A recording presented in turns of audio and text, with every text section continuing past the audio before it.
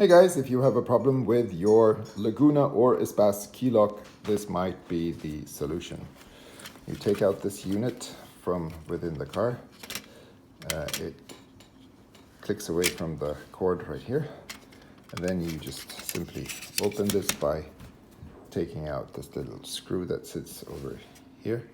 And then you bend here and you just take out the circuit board. And what was the problem with my car was this thing, this little tongue here. When you insert the key, it pushes this way and it hits this button here, a micro switch. And then there's another tongue right here.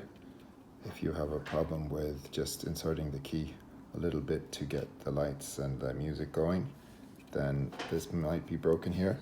And how I fixed this was the following way. I just held it in place and then I added some super glue, and then I took some baking soda and I put, just with the tip of a knife, I put some baking soda here, some more super glue, and the same thing on the other side, right at the crack right there. Some more baking soda, and then you get a really hard surface there, and it sticks really well, so you can actually reinforce it that way.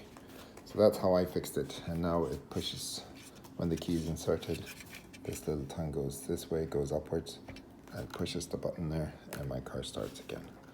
Bye-bye.